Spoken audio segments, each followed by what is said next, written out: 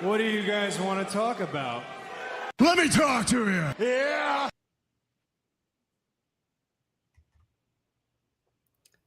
Throwdown Nation, we are live. It is a Wednesday night. We are rolling on Instagram, on YouTube, on Twitter/X, on Facebook, and on Twitch. It is episode 140. I can't believe we've managed to pull off 140 of these. And today we are throwing down with a South Carolina-based wrestler, a guy who is a fixture on the indie scene in the Carolinas, known in some circles as tie-dye. Ladies and gentlemen, I give you the Palmetto Cult Classic, James Johnson. How you doing, sir? Man, I can't complain. How are you, buddy? Man, like I said, if I were doing much better, there'd probably be 7 or 8 of me. Yes, sir. And, you know, for those of you that are watching this live, if you have any questions or comments, just throw them in the chat and we'll either handle them as we go or do a little Q&A at the end. And I'm already seeing people popping up in the chat on Instagram. We've got KJ Valentine, who was a recent guest of mine. He's an Atlanta-based guy. Awesome. And we love some good Georgia talent. Absolutely. So we'll go ahead and start with the first and the most obvious question, and that is, how long have you been wrestling? Well, it's a tough question to answer because I kind of took a small little break in the middle. But if you combine my 10 years, I'm sitting at around 11 years total. The first several years were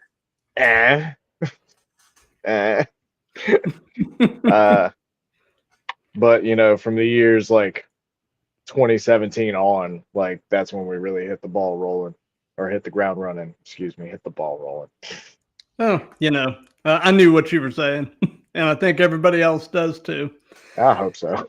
So, you know, I know the answer to this because we were talking a little bit before we went on the air, but who trained you? So my main trainer is Ethan Case. I say that because I was trained before I met Ethan. Yeah, but I'm going to put that in like quotation marks. I was trained before I met Ethan. And when the Palmetto Wrestling Academy initially opened, we had 3 trainers. We had Ethan Case as the head trainer, Malachi Matthews, and Billy Brash. The latter 2 are no longer with the academy. They've moved on. But Ethan's still there and he's running everything. It's pumping out more and more talent and at a higher quality than I ever thought possible. Like, some of these kids are coming out like year 1 and having matches that I wasn't having until like within the last few years. So I was actually the first graduate of the Palmetto Wrestling Academy, and it seems like he took the template that he laid out when he was training me, tweaked it, improved on it, and just, you know, overall made the entire thing better. Turned it into a quality machine. Yes, sir. Absolutely. Well, you know, like I was telling you before we went on the air, you know, I've gotten this funny connection with Ethan Case. You know, I've told the story on here before, but I'll tell it again. Years ago, my wife and some of her friends and I were out to dinner locally here in Atlanta, and it just so turned out that night that Ethan Case was our waiter. And over the course of things, he mentioned that he wrestled. And I thought, well, that's interesting. So I got his social media, and I'd been kind of following his career from a distance, you know, and I saw that he'd opened the school. And it's just funny that fate has it that I started doing these things. And now I've had a number of his students on. I'm still working on getting Ethan on the show. I would love to pick his brain, but I know he's a busy guy. Oh man, I wish I could accurately put into words how busy he is. Oh, I know. Because like I always like pride myself on staying busy, but like I could not imagine adopting the schedule that he keeps.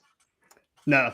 But like knowing who Ethan is as a person, knowing that he was your server, waiter, whatever we want to call it, like I'm sure the service was impeccable. He's such a people person. Like yeah. Like I've never met somebody that just like can like attract relationships with people so easily. Like Yeah. most people talk to him and they feel like they've known him for years. Yeah. Well, that the conversation while he was our waiter or server or whatever you want to call it, like you said, I could just tell, I could see the passion that he had for wrestling, and I was like, this guy's going places, Yeah.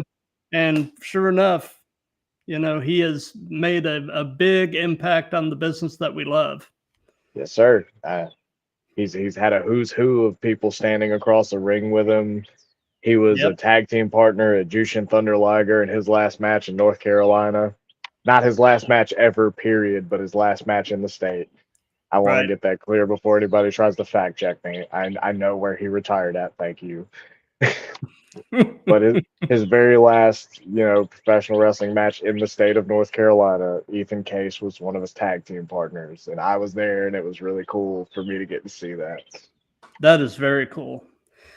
So, I'm presuming, because this has been the case with the majority of my guests on here, that you've been at least a fan of this stuff the majority of your life. Is that pretty accurate?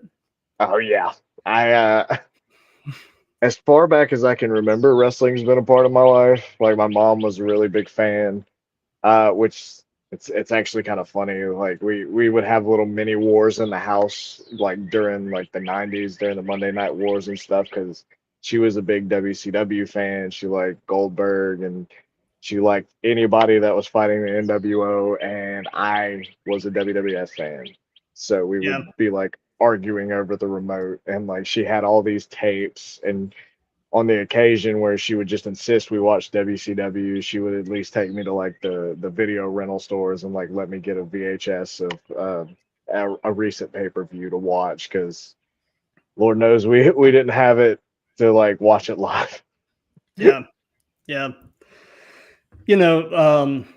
It's funny. I was not and am not a particular fan of Goldberg's. But that being said, I was in the Georgia Dome the night that he went over on Hogan, and let me tell you, that place came absolutely unglued. I don't think I have heard a roar that loud in my life before or since. Yeah, That was a magic moment to be in attendance for. So and that's the key word, right? Like people, we can say whatever we want about somebody's skill bell to bell and like how we think of right, them personally, but our business is all about making moments. yeah, So no matter what your view on the performer is, like Goldberg, for how many ever thousand people were in that Georgia Dome, like he made a moment for them, and they're gonna remember that oh for the for sure, rest of their lives. absolutely. So, what would you say is your earliest wrestling related memory? Oh, my earliest wrestling related memory. It's not so much like a specific thing as it is like I remember like a faction. Like for some reason, the Ministry of Darkness always just like stuck on me, and I'm not Mhm. sure why. Because even the Undertaker was like, I didn't really care for that much. I was freaked out as a kid. Like they Yeah, really like just stuck it in my brain that I should be scared of them. And like they're out here they're hanging or they're crucifying Austin on Undertaker's symbol, and they're hanging the boss man from the cell.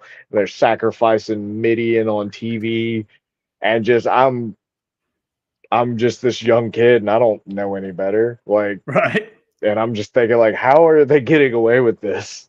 Yeah, Where's the police? yeah. It was the same kind of thing with me when I started. I was an 11-year-old kid in Florida, watching the old Florida Championship Wrestling with Gordon Soley doing the commentary and all that. And the first feud I remember was Dusty Rhodes and Kevin Sullivan. And that was Dang. back when Kevin Sullivan had the whole satanic gimmick going on with the Army of Darkness. So it was the same kind of thing. You know, when you're 11 years old, Kevin Sullivan's a scary dude. Yeah. You know, I mean, you find out later, absolute sweetheart of a man, apparently. But I mean, he was scary stuff when you're 11. Yeah. Yeah. And it's crazy to think about because nobody ever like really puts two and two together on this, but he's not a tall man. No, he's not. And you never really think about that. And it's crazy. Like, and I know exactly why people don't think about that is because he doesn't let other wrestlers like stand up next to him, like when he's wrestling them, because then you can compare size. And he was like, but if you're down on your knees or if like I've laid you out flat, then no matter what, I'm the bigger man. And I was like, that is insane. That's like next level thought. And I love that. Yeah, I love it. You know, accentuate the positive and eliminate your shortcomings, so to speak. Yeah. I mean, you know, Yeah. I mean, I don't really have that privilege because like I'm 5'6" and roughly right around 200 pounds. Like I don't know how he did it. I genuinely don't. Yeah. Speed round. All right. Jeff Hardy. Ah, man, he helped shape my childhood. I did some dumb stuff because of Jeff Hardy. So if we're going with like one word responses, I would say it doesn't have to be one word, but just your basic quick thoughts. All right. Well, I'll try. I'll do a bit of both. So I'll give you my brief thought, and I'll give you a one word when I finish up on it. So the one word for Jeff Hardy for me would be influential. Like he influenced this generation of wrestlers probably more than any other wrestler. Agreed. Yeah, I did some dumb stuff. My mom hated Jeff Hardy without ever watching one of his matches because she knew. Yeah. She knew he was leading you down the primrose path. Yeah. Sure did. Yep. So, you know, as I mentioned when we were talking before going on the air, I saw this recent video of you essentially murdering Kirby at a recent show. Yep, I sure did. What was that all about? I mean, okay, give us the rundown of how that came to be, because right. Like you said, you made a moment.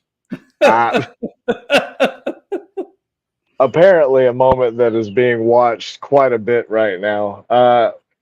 And I've been laughing about it with my friends a lot because I was like, man, I've spent 11 years trying to be a really good professional wrestler, and like I've been putting out, in my opinion, some pretty quality work for the better part of like the last 7-ish years. And a video of me stabbing a man in an inflatable Kirby costume is the one that for some reason wanted to pop off. And so the backstory behind that is I work for a company that runs shows at these like comic book and video game conventions. Mm-hmm. The company is Pro Wrestling Turbo. It is a beautiful place, super inclusive, always has passionate fans, always has a talented roster. But when we do these convention shows, because it's a video game themed convention, we do the Southeast Game Exchange in Greenville, South Carolina. They want us to do what they refer to as Smash in real life. So it's Super Smash Brothers characters in a wrestling ring, essentially. Gotcha. I don't like to get super extravagant with the costumes because I'm going to do this once, maybe twice a year. Yeah. And I don't want to just have it sitting in my closet because I do go through like fluctuations in my weight. Like over the last like 6 months or so, I've lost about 35, 40 pounds. So it would be completely worthless by the time I had to use it again. Right.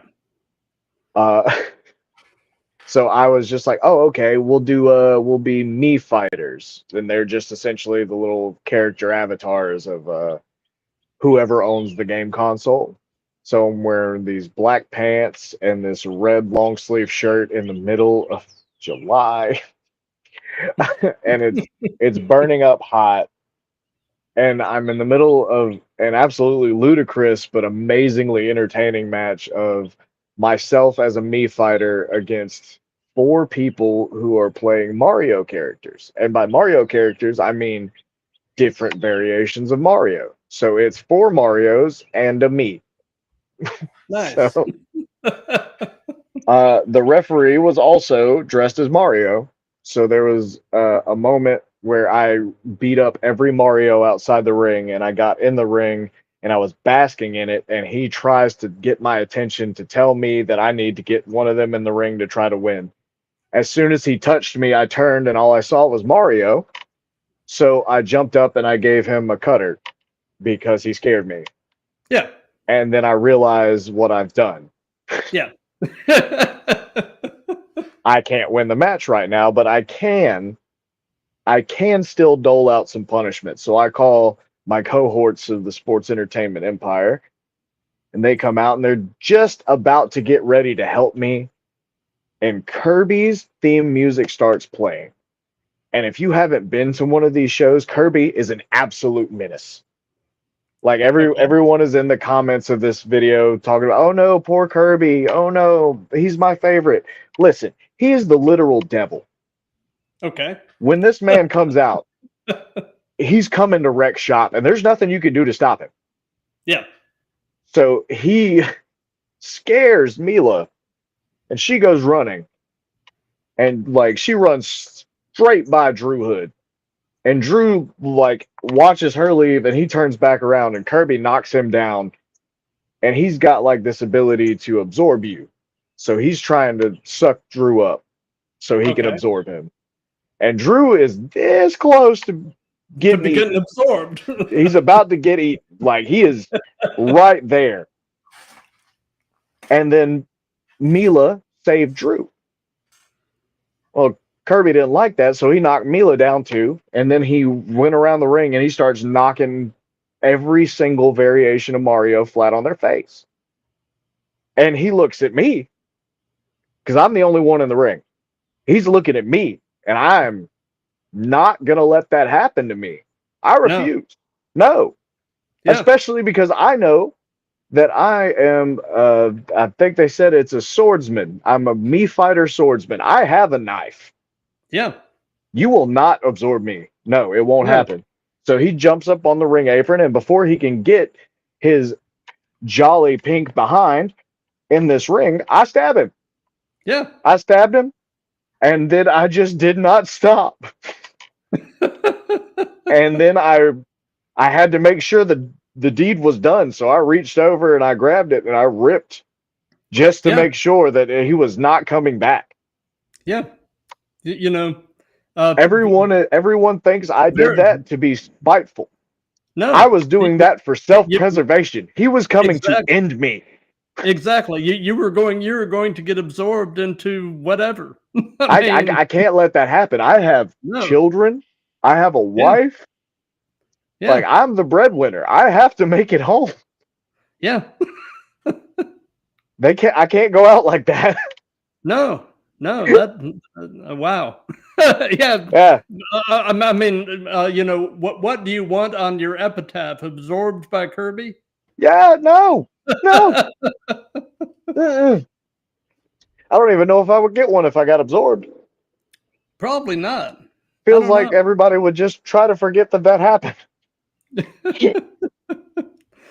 You know, you were mentioning all of the Mario stuff. You know, it never fails to amaze me what an impact on pop culture Donkey Kong had.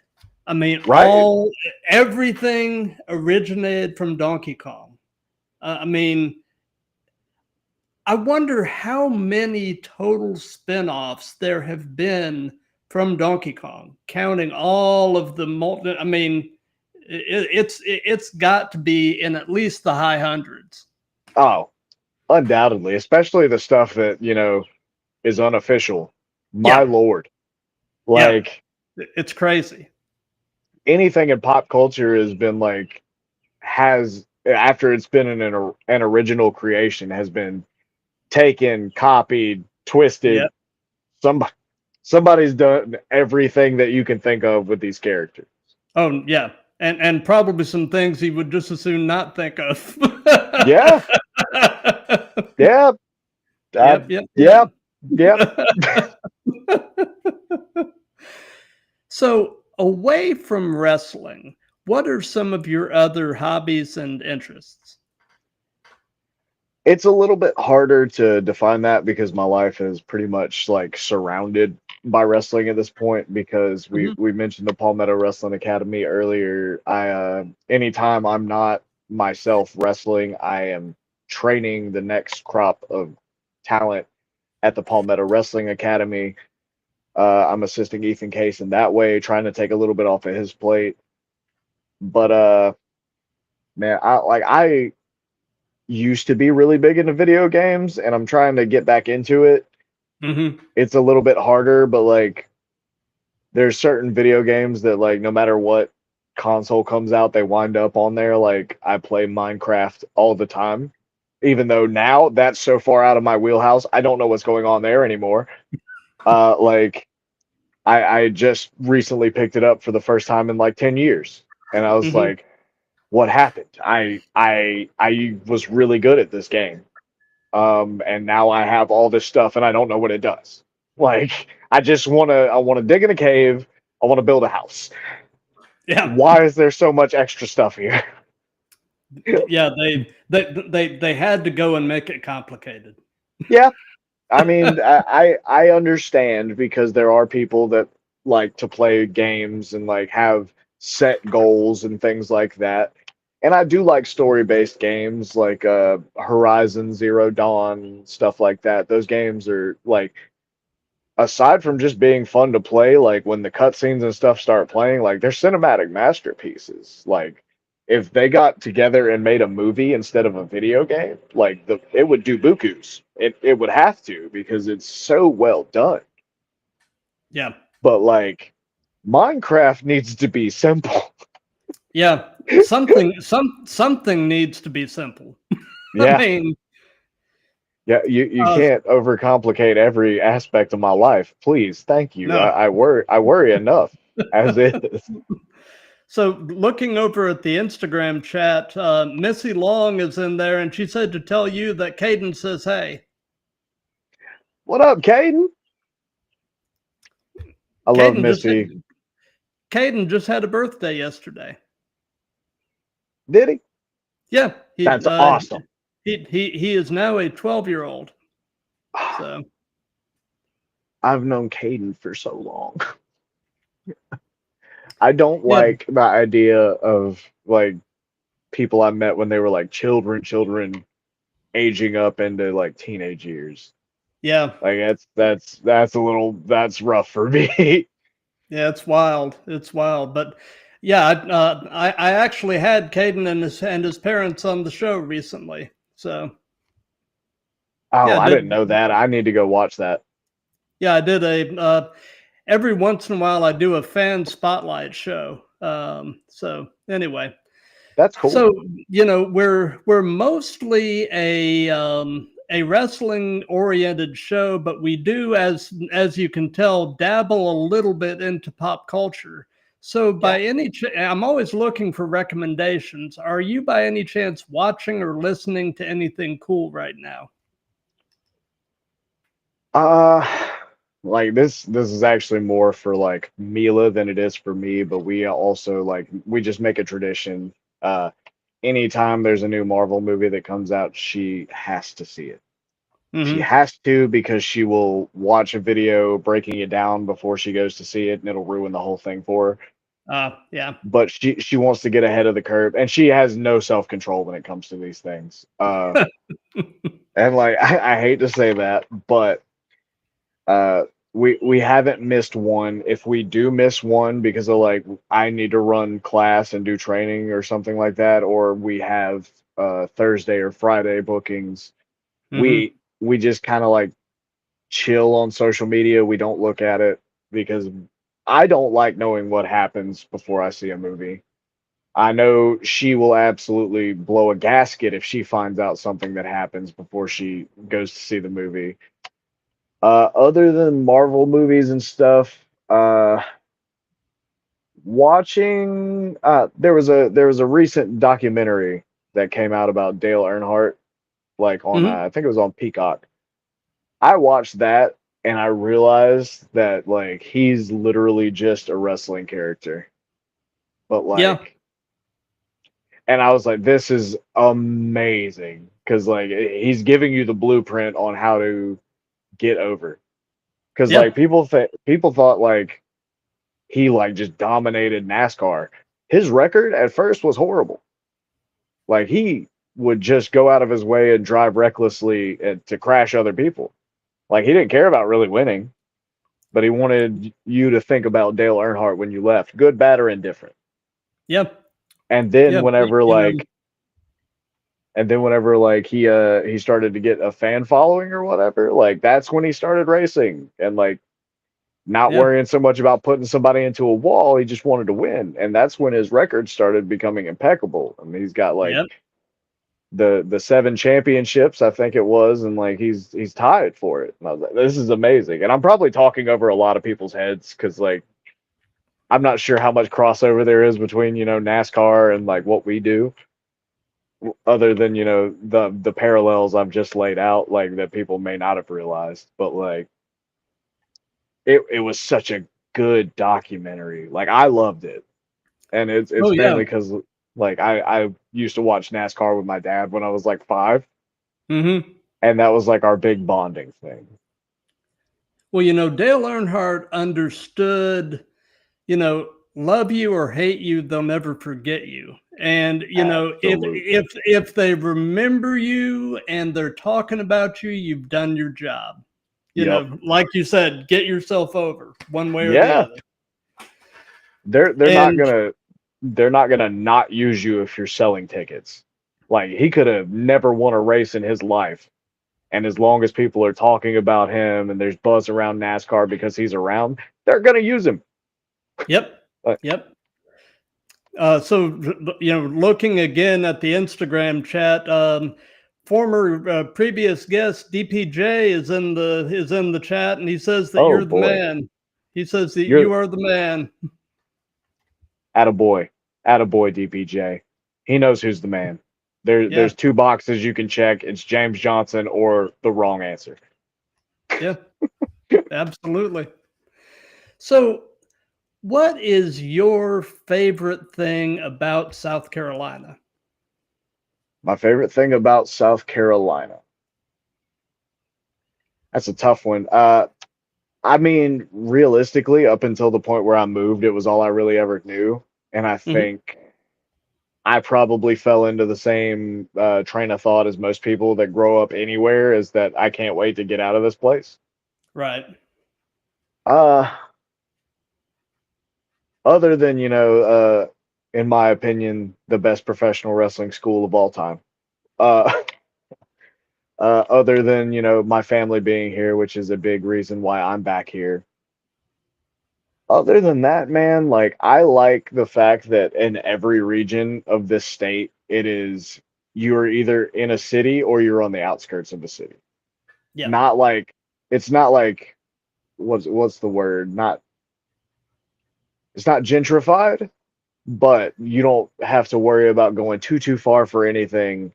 But you also have the ability to go a little bit over this way and like have your own little plot of privacy. You know what I mean? Yep. I do. I I do. I I've been blessed to be able to travel all over the US, at least, like Midwest to East Coast, because I don't like to fly.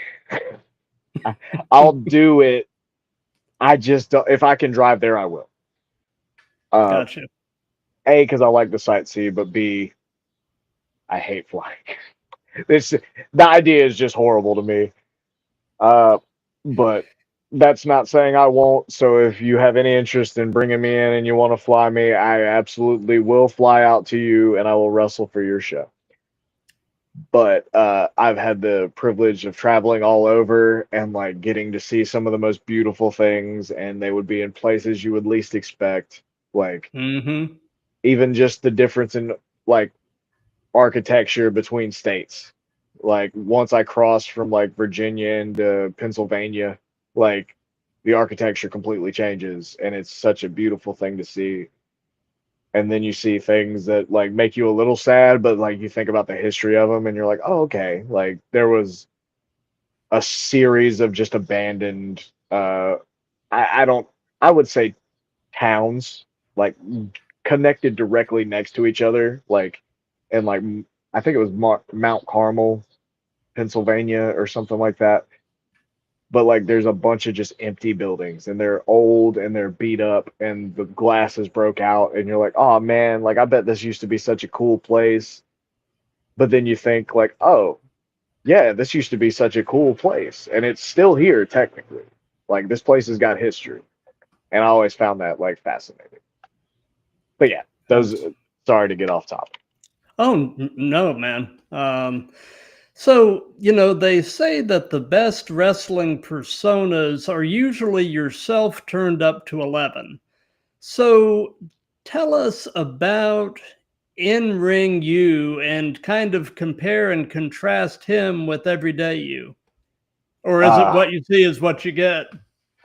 uh it's a bit of a mixture. Okay. Um in ring James Johnson is more like before you and I got on air, we talked about the difference in 20-year-old James Johnson and 30-year-old James Johnson. 20-year-old James Johnson would fly off the handle and just be annoyingly aggressive at the first like hint of disrespect or anything like that. That's kind of what 30-year-old James Johnson's wrestling character is because I I get to live out things that like I don't do in my everyday life when I wrestle. So Right. like a lot of people it works out better if it is genuinely who they are, but for me I still connect with that guy, but I know that reasonably I can't do that in my everyday life anymore. I can't be that guy. Right. James Johnson now has responsibilities. He has kids. He has a wife. He's got bills. He needs to keep that job, and Yeah. he's got to provide.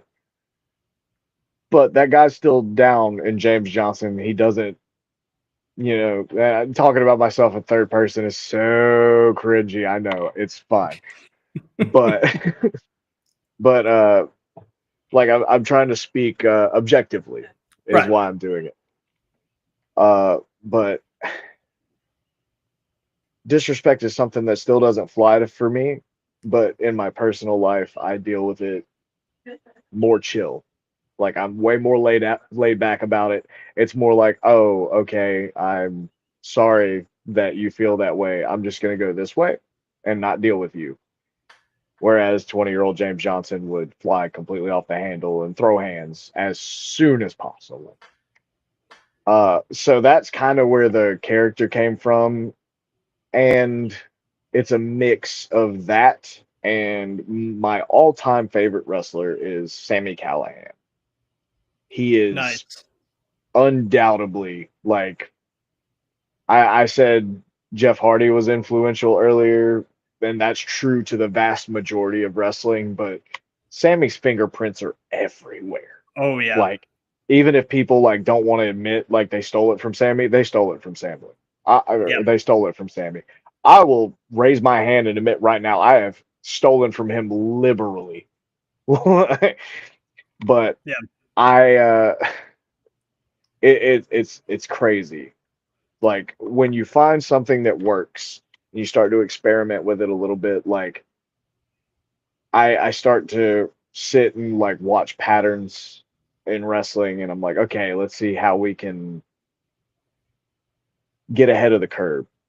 Mm-hmm. Because I went back and I watched up, and this is where like me being influenced by Sammy Callahan comes from because I went back and watched a whole lot of like mid 2010s PWG and Wrestling Revolver and like freelance wrestling and AAW and things like that. And some of these company names may go over some people's heads, but they presented a style of wrestling that I absolutely love. And Mhm. like, I didn't know that you could re-fall in love with something that you hadn't fallen out of love with. Right, It but you was can. it was insane. Like, I knew I always loved wrestling. I loved watching it. I knew what a good match looked like. But what these guys were doing on these shows, like, blew my mind Yep. because they're going absolutely insane. And to me, it's kind of a niche that isn't like being used right now. Right. And I want to do my part in trying to bring that style back, especially down here in the South where it was never really that prevalent. We had like two or three companies tops that were putting out that kind of wrestling. Right. But like, if I love it and I'm from here, I know there is at least a few people that will watch me do this kind of stuff and be like, yeah, that's what I love about wrestling. I didn't know that that's what I loved about wrestling, but it is. Yep. Yep. Yeah. I am also a big Sammy Callahan mark. I loved his Switchblade conspiracy stuff with Mox. I mean, So yeah, good. So good. absolutely. Yep. Yep. Yep. So, um, tell us about your very first match. What was it like? How did it go? What were your thoughts? Oh, are we talking like my first match or like first after I got retrained? Let's just say first after you got retrained, because Oh, thank God. first doesn't sound like it was Oh, really worth spending a lot it of time on. I'll give you the cliff notes of that one. The guy I was working with was super dangerous. Came about as close to breaking my neck as humanly possible, and never apologized for it. And like, Oh, I'm lovely. not gonna blast his name or give him any kind of like, publicity because screw that guy. My first match after really being retrained, I'm way less embarrassed about. Yeah. uh, so I mark like the official retraining of me, like my graduation, like it was a match that I had where I switched characters from like a generic indie wrestler, just in tights, nondescript. Uh, Ethan likes to poke fun at me because I basically like I looked like a biker, but like Hmm. I don't know anything about motorcycles, so he calls me a motorcycle enthusiast, which you know what is pretty good. Yeah. If I would have like been smart about it before I changed characters, I would have played into that completely. But I wasn't smart back then. But I changed from that very bland, generic look character to I played a hippie character, which is where the Tie tie dye. dye thing came Yeah. from, which has been it was the best gift that Ethan could have given to me at that time because it was so far out of my wheelhouse that I had to get comfortable being uncomfortable, and Hmm. that has been like the best lesson I've ever gotten in wrestling. But the match was actually what was the shift. So I lost a championship in my home company, Palmetto Championship Wrestling, Okay. and instead of immediately challenging for a rematch, I went away for a little while, and we posted a small video of me basically boxing up that old stuff, and it was all in like black and white, uh, which is so melodramatic, but like it worked for what we did. So I would pack all my stuff up into this box and I would throw it, and I was so frustrated in the video. But then like I picked up this other box and I slowly opened it and I reached in and I pulled out a set of tie-dye long tights, like just something very simple. And whenever I pulled those out of the box, the color came back into frame. And I it was like such it. a it was a fun little moment, and one that like I would have never thought of. That was all Ethan's idea. And I pull that out, and we're not showing this at the show. It's just a video we posted on the page.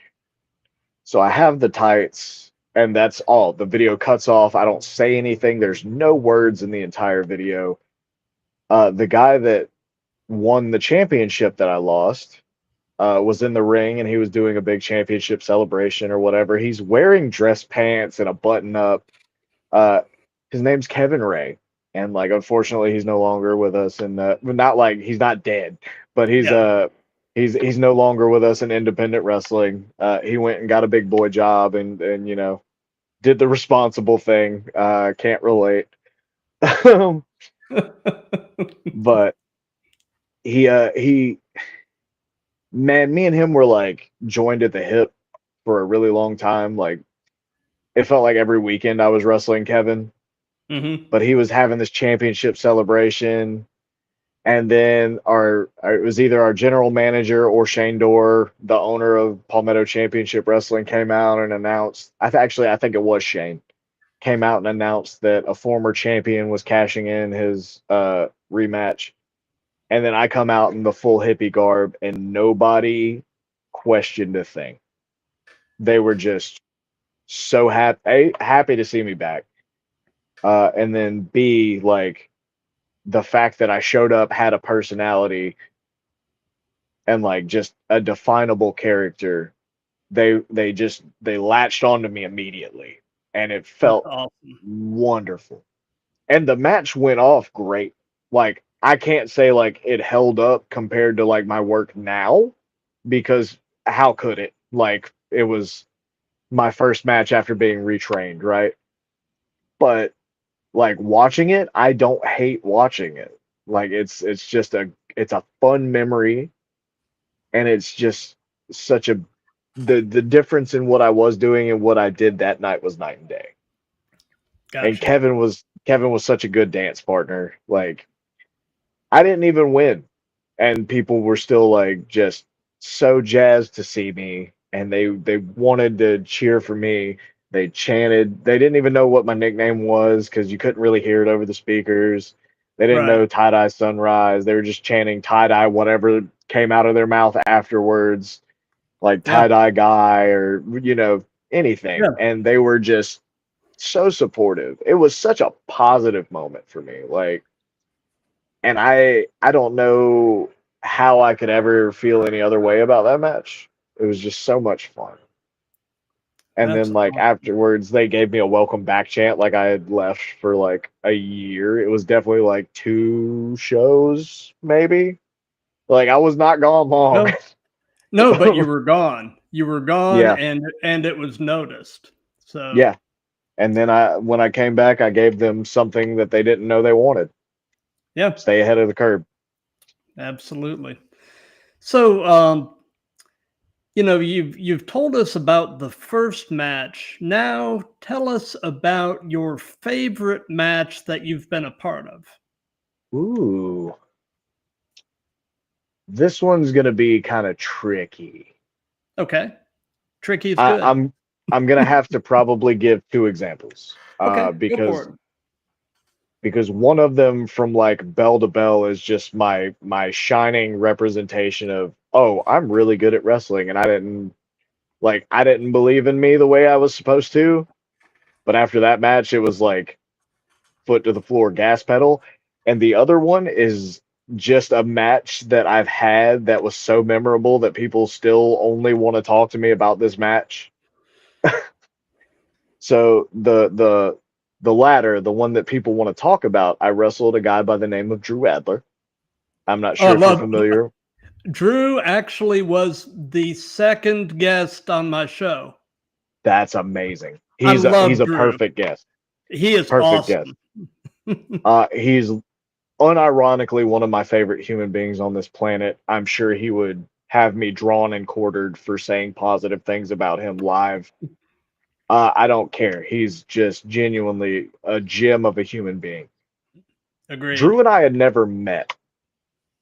Like, and then we have this match at Palmetto where I have ideas for it. And he's more than willing to listen. Like, he's like, I don't have anything in mind. You just tell me what you want to do. At the time, he was leaning really heavy into being like top tier nutrition and like he still has elements of that today, but he was like super leaning into it. He had meal plan cards he would fill out before every match, and it was beautiful. Yeah. But I'm doing this hippie thing, and like I would come out with junk food like Mountain Dew and Doritos. Yeah. So naturally, of course, we have to wrestle about that. Of course we yeah. do. In this match specifically, the open of the match is him trying to get me in shape, which is not going to happen. It's just not. It would be easier today than it was, in 2018. He was trying to write me out this meal plan, and the people are just giving him the business. They're not happy about the ideas he's presenting to me. He's telling me to knock out Dew and Doritos and like try his supplements, and they're just booing him out of the building. He goes to give me some of his pre-workout. I take a drink of it.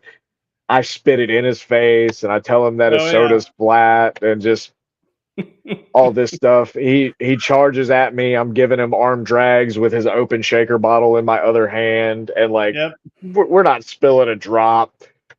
Realize I still have it. Toss it over to him. He catches. I drop kick him. It's all great stuff. And like the match is like the match holds up really well, like technically, but the moments again are the ones that like stick out to me the most. Yep. And the moment that I remember so vividly is that he goes for something to like attack me. I'm trying to shove a Dorito in his mouth, and he catches my hands, and he's fighting it, and he's making this face like a horror movie monster is trying to stab him in the face. And then the tables get turned. He has his shaker cup, and he's trying to force feed me his supplements, and I'm doing the same thing. And then eventually I get a Dorito in his mouth, and he chews it, and he realizes just how good they are.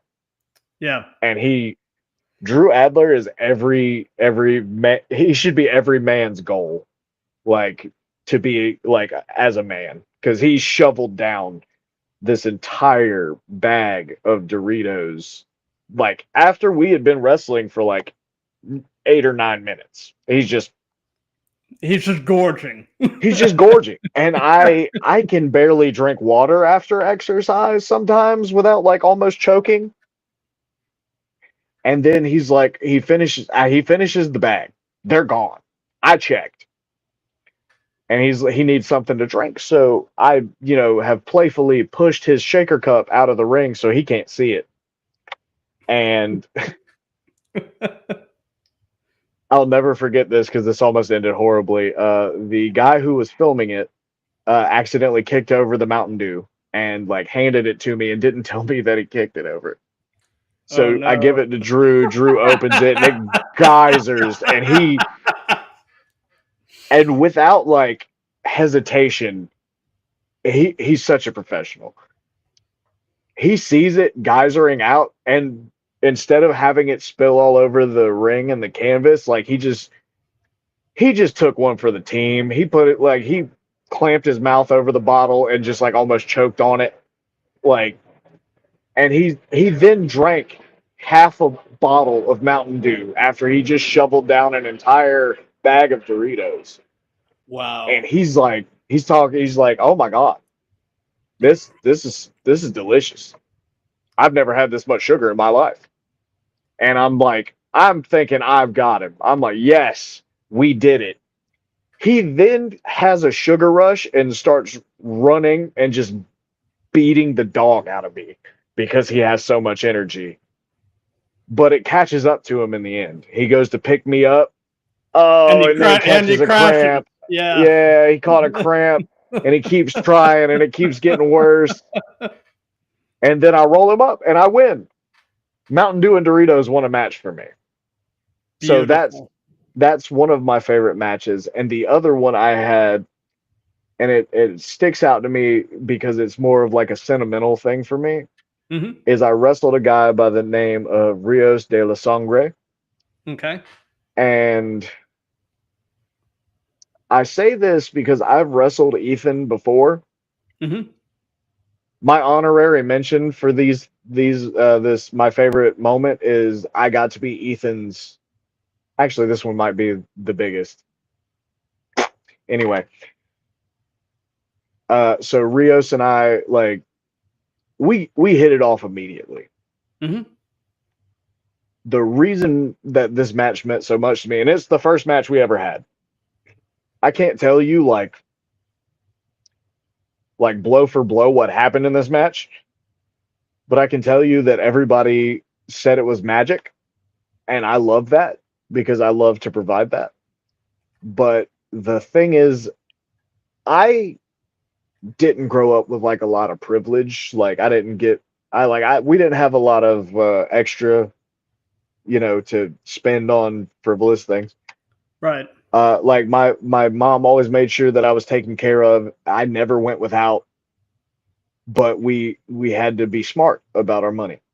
Right.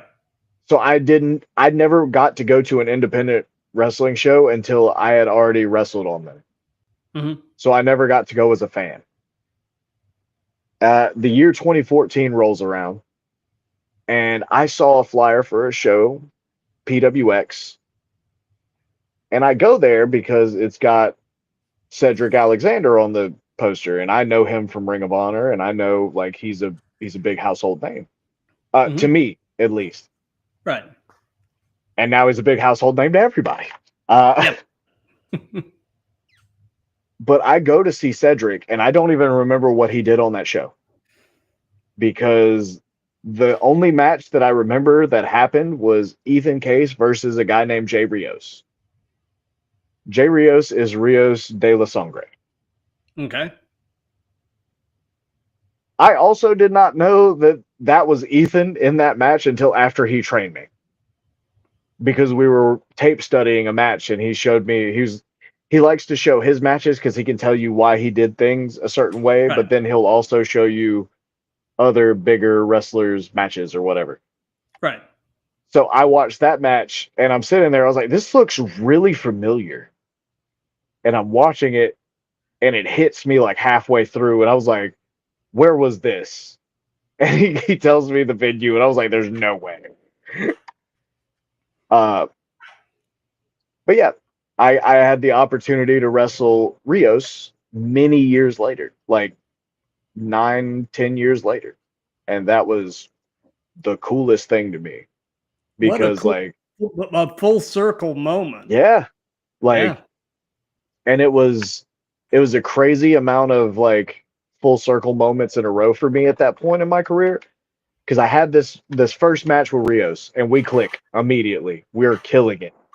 Like, I very rarely like go balls to the wall the first time I wrestle somebody because you never really know like how well you're going to click together, and Right. you don't want to be the guy when it's like you could hit a grand slam and you strike out. Nobody likes that guy. Right. I'm gonna give you like an amazing match to the best of my abilities, but if it's our first time, I want to save some. Right. Not because like I don't trust us, but because I went all out. I was like, we're going. And we went like 20 something minutes, and it was beautiful to me.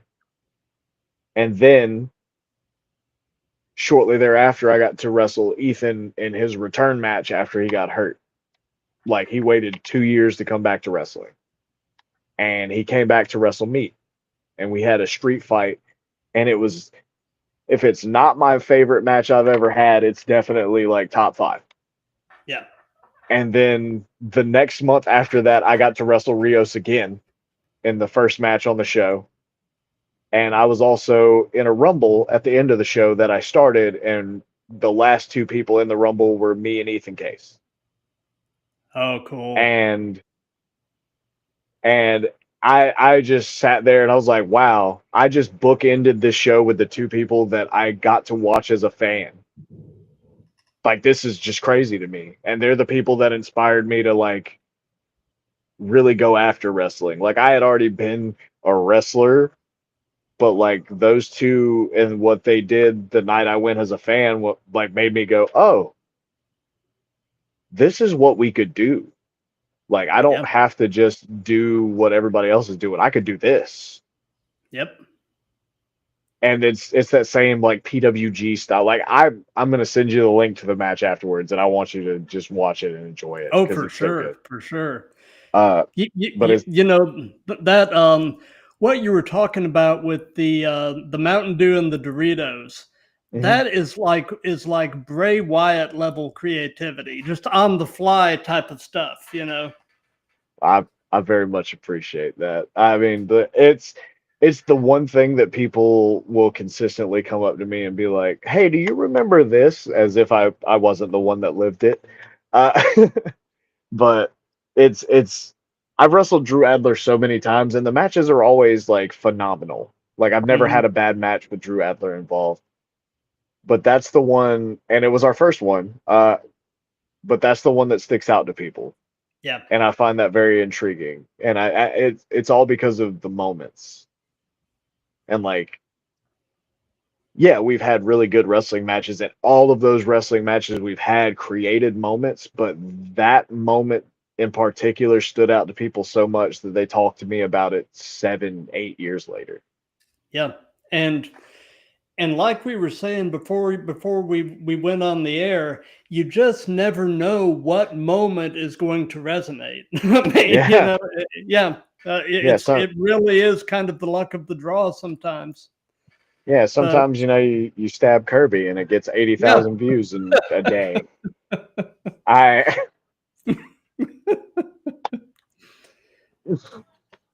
So, and I know everybody has them, but what is your biggest in-ring pet peeve?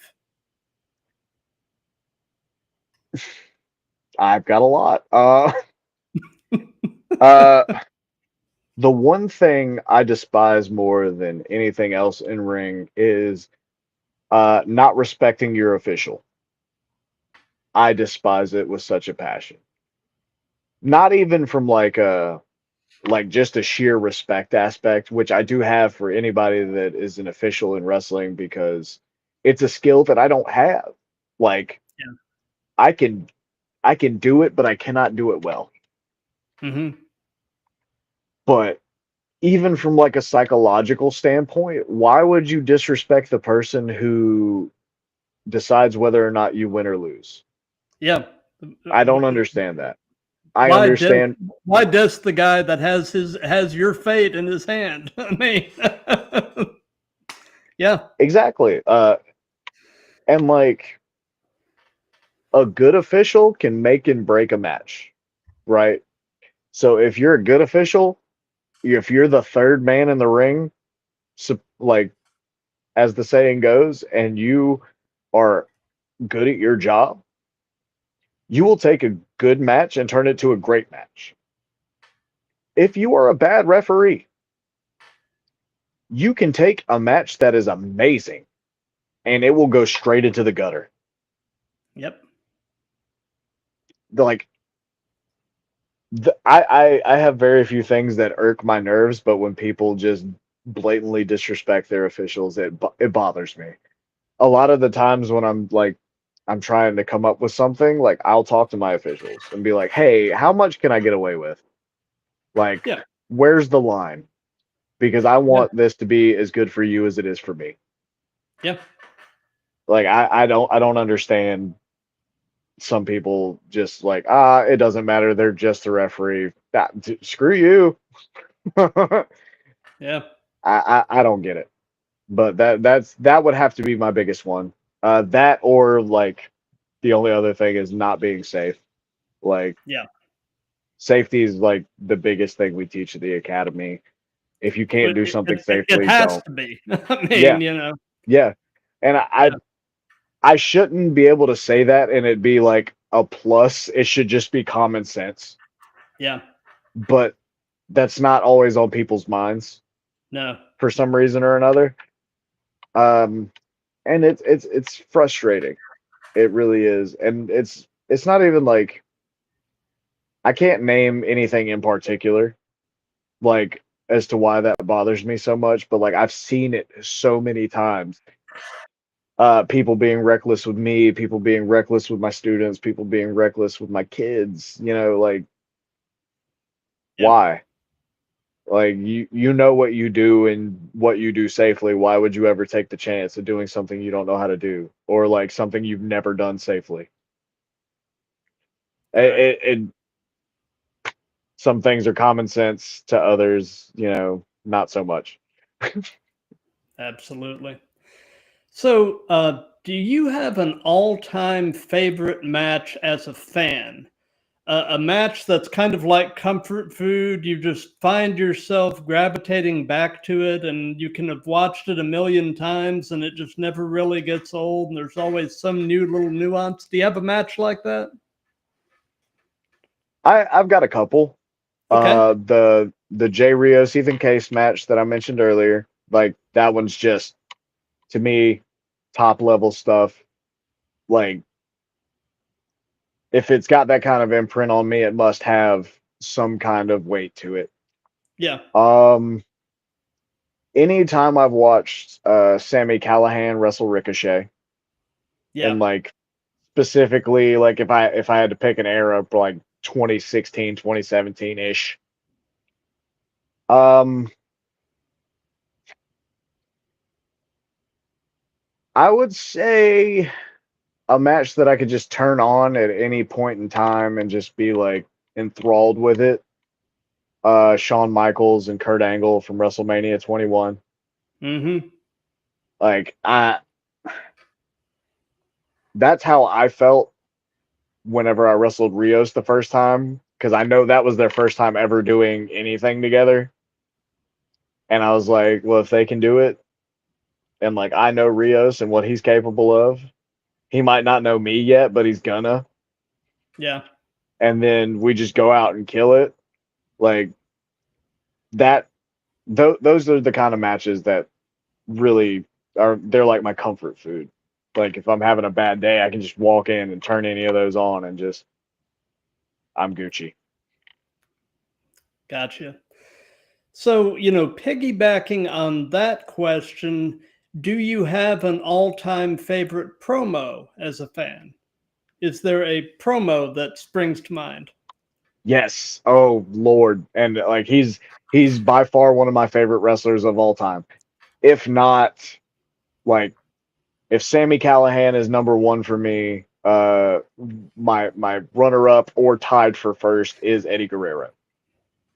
Bar none. And he's got two specifically, one on each side of the equation, babyface and heel. Okay. As a babyface, he cut this emotional, heart wrenching, like gut churning promo about how like he was gonna fight Brock Lesnar at No Way Out, and he was overcoming addiction, and his new addiction was wrestling, and it's like 4 minutes of just him pouring his heart out about how when he was an addict, he failed his family, he failed himself, he failed his fans, and he's been earning it all back all the way up until now. And that WWE championship isn't just something for Eddie. Like he can look at everybody he let down and say, this is my way of saying I'm sorry. And I was like, oh God. Oh, right in the heartstrings. Yep. Uh, but on the flip side of the coin, when he turned heel against Ray in like '05, and like they were getting ready to go for a match in Judgment Day, he walks to the ring. He's not doing the flashy showmanship that he's known for. He walked out. They blacked out all the lights. He had one spotlight on him, and he just opens up this chair and he sits it in the middle of the ring. And he's just cutting a promo about how he didn't want to do it. And he was just giving Ray everything that he asked for. He said he wanted to fight, so I gave him one. And it was just it pulled my heart out in another way because like Yeah. we've all felt that way some way or another about somebody making us do something we didn't want to do. Yep. Yep. And that's what stuck out to me is like, even though he's a bad guy, like the best motivation is like when you think you're right. Yep. Yep. You know, Eddie Guerrero was such a huge loss. I mean, I agree. you know, and you know, not to get too deep down this rabbit hole, but you know, I often wonder, you know, if Eddie had lived, would Chris Benoit be alive now? I think so. I I kind of do too. genuinely. I think the loss of Eddie really. I mean, you know, Chris already had his demons and everything, but I think the Yep. loss of Eddie sent him on a terminal spiral. Yeah. So I think Eddie is like, and you know, I don't want to go too deep into it because it's just, you know, what ifs and hearsay, right? right, yeah, I think Eddie was such a good dude. Like, genuinely, he was a lot of people's emotional anchor. yeah, Like, they would talk to Eddie if something was about to like go wrong, and he would yeah, give them either advice or he would find a way to help them through it. yeah, Uh, and I like not even like touching on the situation that happened and like that yeah, tragedy, but like I feel like that happened with a lot of people that like Eddie would have been able to be there to help them yeah. because I like agree. he just seems like that kind of guy. Yeah, I agree. So, you know, you've been doing this long enough that I'm sure this applies to one degree or another. So I'll ask, what hurts right now? Everything, Yeah. everything. I mean I can't. I wake up with little nagging aches and pains. Right. I in 2022, uh, I for a lack of a better term, I blew out my right knee. The left knee got blown out like 2020. I never figured out what was wrong with that one. I never went and got it checked out. It just started feeling better, so I said I'm not going to look a gift horse in the mouth. My right knee, I know that I have a torn ACL, a torn meniscus. At the time of the MRI, I had a or I had a strained MCL, LCL, and the only CL that I didn't mess up in some way, shape, or form was the PCL. And like they gave me the list for my MRI, and it was like that. It was like, oh no, I thought this was like one thing. Yeah. Uh, I was supposed to have surgery on it, but I went and got a couple of opinions, and one of the closest people to me that I consider a mentor that is not Ethan Case or anybody from the academy is JD Drake. Uh, Hmm. he's just always been there for me. Even before I knew Ethan, like I met Drake in 2015, and he's always been like that really cool uncle that'll give you the kick in the behind when you need it. Yeah. Uh, but he suffered from knee issues too. And I was talking to him about it, and I was like, they really want me to go in for this surgery. They said I would not be able to live a comfortable life without surgery. My knee isn't that bad of shape. And he advised me to go in a different direction. And I'm not advocating for people to avoid surgery. Please, dear God, like if you need it, have it. But there are alternatives. Oh, for sure. So I went and like I rehabbed my knee, and like it's not as good as it once was, but like I'm able to perform at what people have considered a very high level. Um, People have said that since I hurt my knee, like my work has improved, as in like even if I have to dial it back, like and I have to focus on certain things, the fact that I had to focus on those certain things made them next to like perfect. which like nobody's ever perfect in wrestling. So No. I work on this stuff all the time, but I get as good as I can at these certain things, so I don't have to rely on this knee nearly as much. And people say it's very barely noticeable that I don't do half the stuff I used to do. But realistically, the only time I really hurt is when I stop wrestling.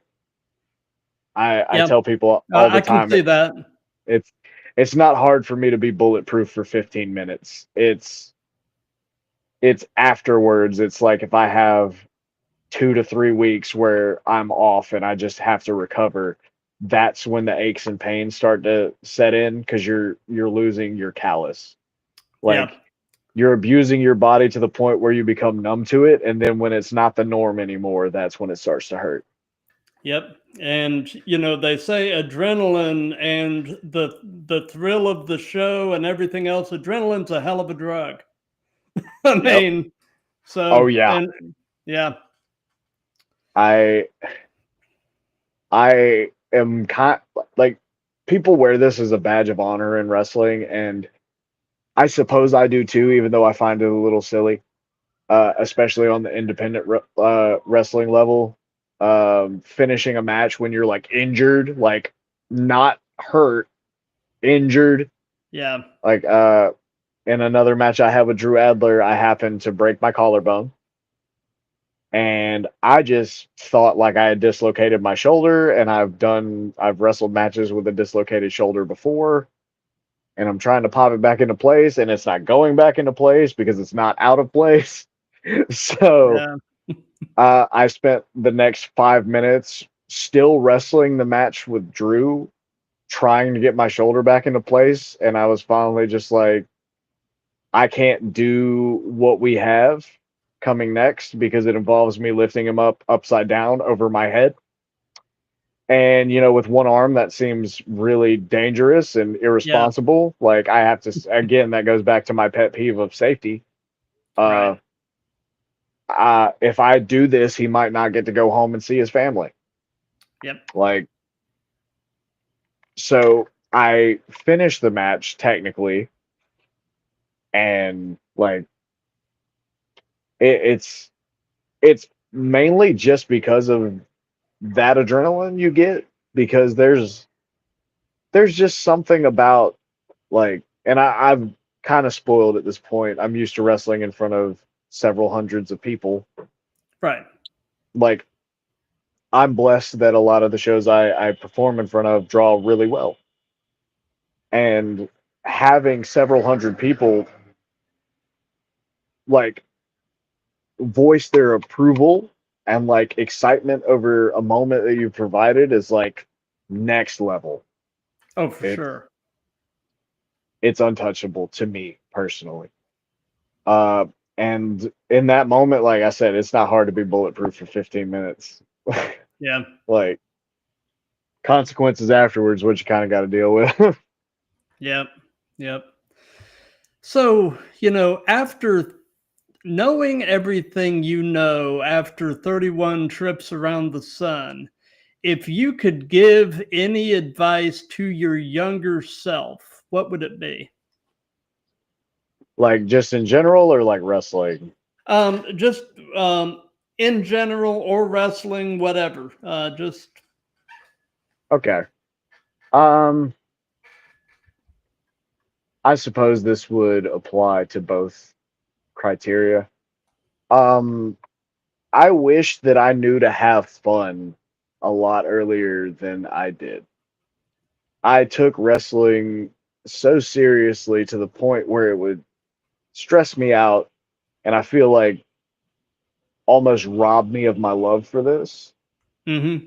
But I've had it put into perspective for me, like in a conversation with myself, where I decided that I don't have any right to like feel any kind of way about wrestling, and like my position in wrestling and why I'm not where I want to be, even if like the spot I'm in is beautiful.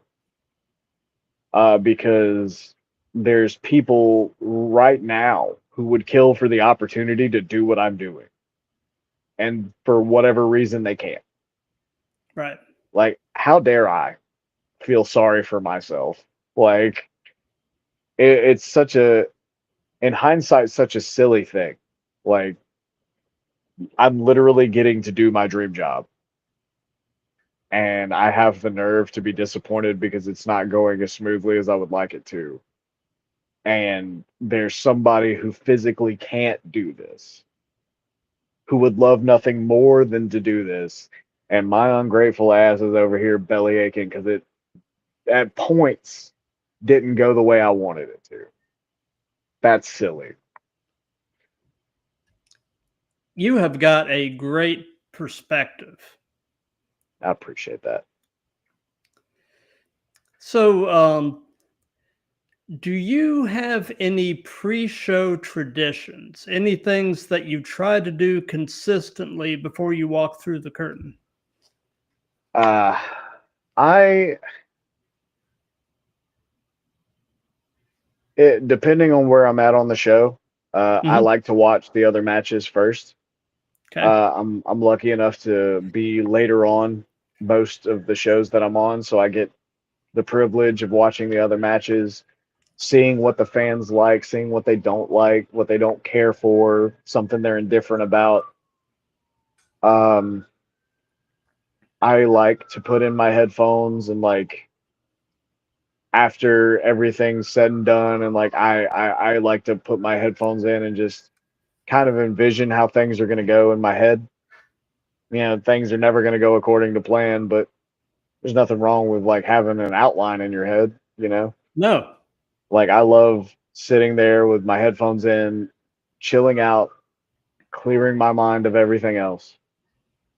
Because for however long I'm slated to wrestle, my job is to entertain these people. And I need to give that my full undivided attention. Yep. I can't worry about what's going on outside of that building. I can't worry about what's going on outside of my match. I can't worry about who's upset with who's offended by what. I'm here to entertain.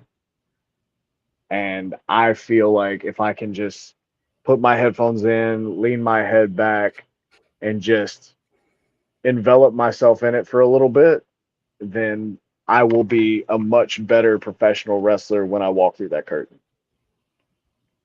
And really, Yep. only other thing is I take really, really, really deep breaths, like, and it's not even like a nerves thing. It's I Like don't, you're centering yourself. yeah, Yeah. I do that to center myself, and I also do it to go ahead and get my lungs prepared Yeah. because short of like running a blow up, you know, like running or like doing something to get me a little tired and get my lungs inflated, that's the next best thing. That simulates the act of like expanding your lungs and shrinking them back down, Right. which like a lot of locker rooms, you don't have the room to do those extravagant warm-ups. So Right. the next best thing you can do is you stretch, you get a small little warm-up in, and you just get ready to breathe. And then when you head out, you're ready. No excuses. Gotcha. Gotcha. Well, something that we've done in all of these that's just been kind of fun is we've let the current guest pose a question for the next guest. So, my previous guest was an Atlanta based wrestler by the name of Von LaFleur. And the question that he posed is, what was the moment early on in your wrestling career that made you think you might not be cut out for this? That first match, Yeah.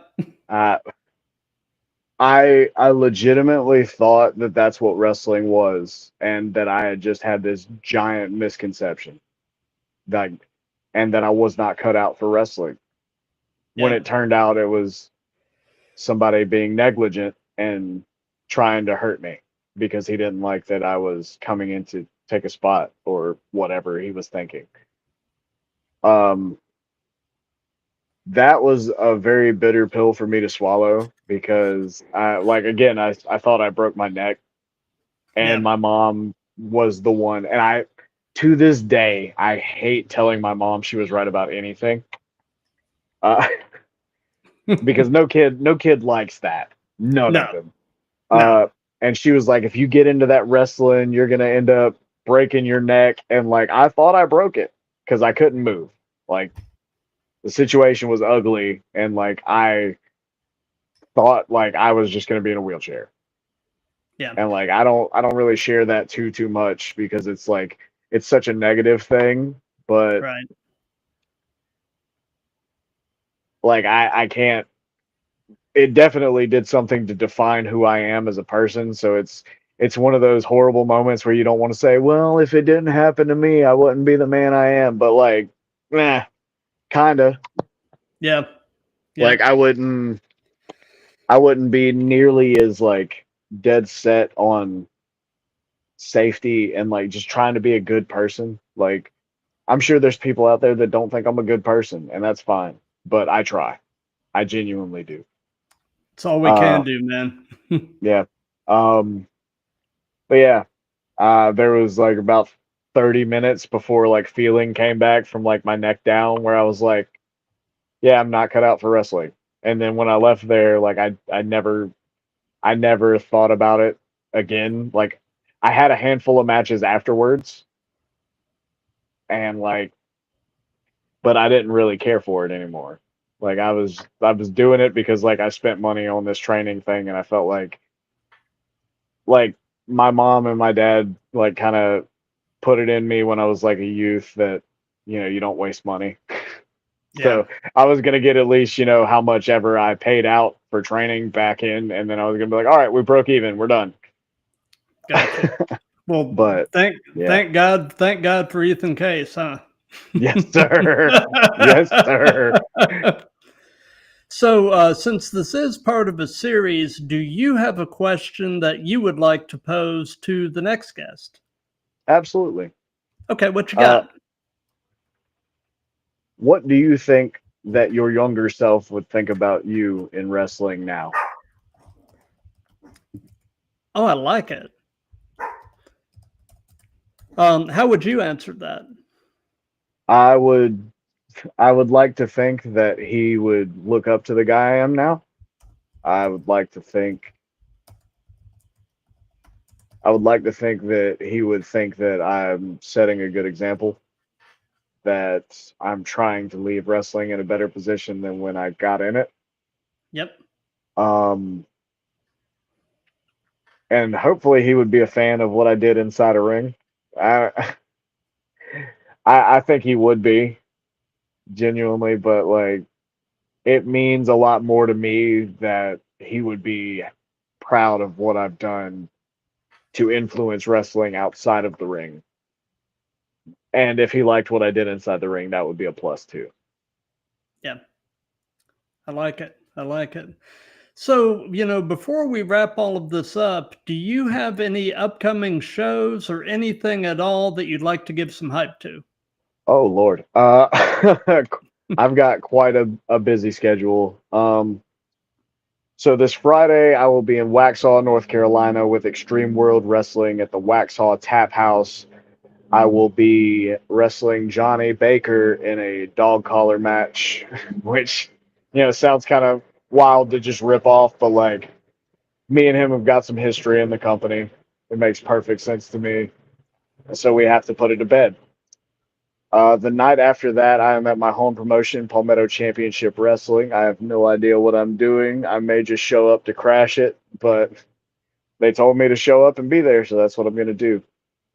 Um, Week after that, I've got TBD Wrestling, which is a newer promotion in North Carolina, though they are completely different from every other product that's running in North Carolina currently. And I'm wrestling a guy by the name of Saint Julius. Uh, Hmm. he's a good guy, good kid, young in the business, athletic to the point where it's almost annoying.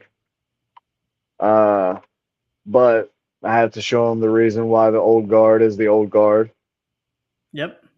And then, I mean, I've got a lot more, but I keep them on my phone. Those are just the ones right off the top of my head.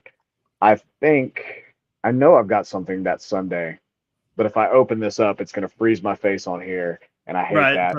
So, uh, Just maybe keep next an time I'll eye write them keep an down. eye on your socials. And Oh, absolutely. I post about where I'm going to be at frequently. You'll never have to guess. And even if you do have to guess, just shoot me a message. Usually I'll be pretty upfront about it unless it's supposed to be a big surprise, in which case, oh no, I'm staying at home. Yeah. Well, as far as what we've got coming up on the Throwdown, this coming, I believe it's next Wednesday. I've actually got a Florida-based wrestler by the name of Casey Vi. Beautiful. He's coming on next Wednesday, the 30th at 7:30 p.m. And then Okay. the following day on the 31st, I've got at 7 p.m. Eastern, I've got episode 142 with New York City-based The King of Chaos, Logan Black. Logan is also the head trainer at the T2T Wrestling Academy in Brooklyn. Awesome. And I've got a bunch more stuff coming up. So again, also keep an eye on my socials as well, because I'm pretty much I'm actually booked through the end of August, starting into September, and Busy man. man, I love this stuff. Absolutely. And like I was telling you before we went on the air, just having this opportunity to do this is just such a thrill. Do me a favor and let Mila know I'm trying to reach out to her. I'd love to get her on the show. That woman is so bad at answering her messages. Well, You would not believe the amount of messages I get that are just like, hey, can you tell her to check her messages? And I hate getting those messages. I know. Like, but me and you are cool. Yeah. I'll make sure she checks. I appreciate it because I would love to pick her brain too. So don't pick too hard. She's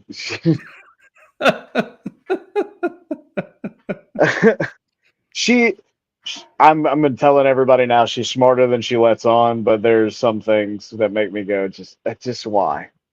Just why? Yeah.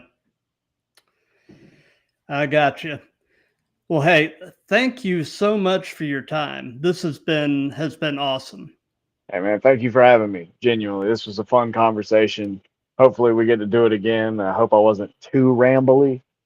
Oh, dude, you are part of the Throwdown family now, so you can consider yourself as having a standing invitation to come back at any point. And I look forward to staying in touch. So Absolutely. My messages stay open, man. Yeah, and mine too. And for those of you that have been watching this live, thank you. For those of you that'll be seeing this on replays and such, thank you for that. If you like what we've got going here, do the old like, comment, share, and subscribe. And until next Wednesday night at 7 with Casey Vi, be good to each other